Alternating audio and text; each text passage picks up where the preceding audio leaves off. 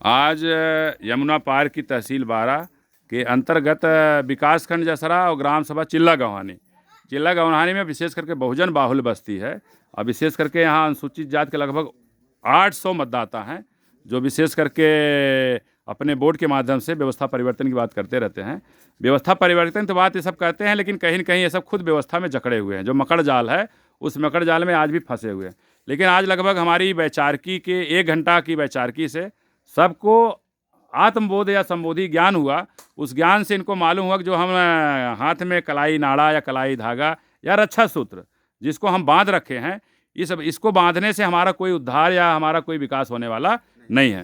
तो सभी लोग जैसे जान गए कि हम किसी न किसी मकड़ जाल में या अंधविश्वास पाखंड कुरीतियों में फंसे हुए, ये स्वेच्छा से प्रेरित होकर के अपना एक दूसरे का कलाई धागा काट रहे हैं। तो देखिए, विशेष करके जो भी साथी यूट्यूब चैनल को देख रहे हैं और इस तरह से जो अंधविश्वास पाखंड जो कुरीतियाँ हैं, उनमें जो हमारे बहुजन समाज आज भी फंसा हुआ है, निश्चित है कि जैसे उनको हम जैसे लोग जो है प्रगतिशील अम्बेडकरवादी विचारधारा या बुद्धिस्ट विचारधारा के लोग हैं, जैसे जागरूक होंगे, निश्चित है कि हम जिस तरह की व्यवस्था में आज भी जकड़े हुए हैं, उस व्यवस्था को हम जितना जल्दी छोड़ देंगे, उसी दिन से ही हमारा विकास होना शुरू हो जाएगा। तो चिल्ला गौहानी ग्राम सभा में लगभग दर्जनों साथी, कुछ महिलाएं भी हैं, कुछ बच्चे भी हैं, कुछ हमारे युवा साथी भी हैं।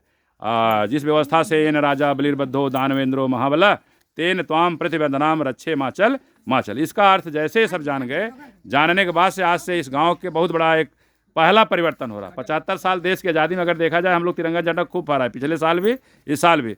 लेकिन जिस अंधविश्वास पाखंड और कुरीतियों में हम लोग फंसे हुए थे, आज पहली बार उससे मुक्त रहे। देखिए, माता जी भी कहीं ये कह रहे थे डायर करेगा, भाई पंडित जी हमारे हाथ में गठिया दें।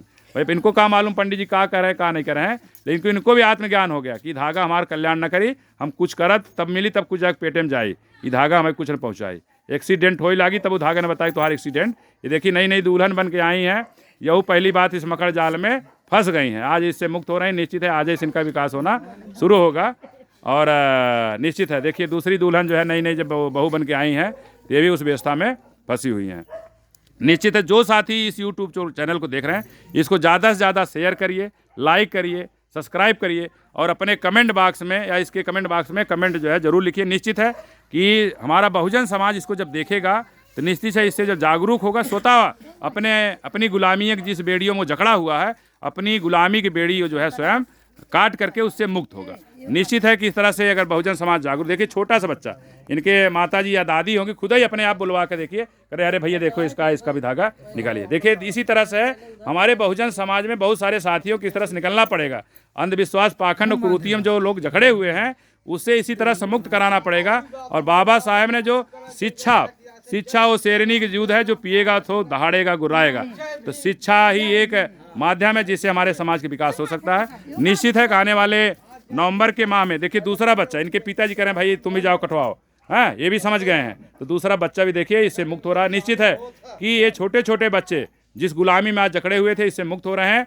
अब इस शिक्षा के माध्यम से आसमान में जितना उड़ान भरना चाहें उड़ान भर सकते हैं, और जो लक्ष्य है जो प्राप्त करना चाहें पढ़ाई लिखाई कर करके, बाबा साहेब ने शिक्षा वो माध्यम बनाया जो कि आपके हर पायदान पे पहुंच सकते हैं। तो निश्चित है इन बच्चों का सपना साकार हो, जो महिलाएं हैं, जो पुरुष हैं, जो साथी आज मुक्त हुए हैं।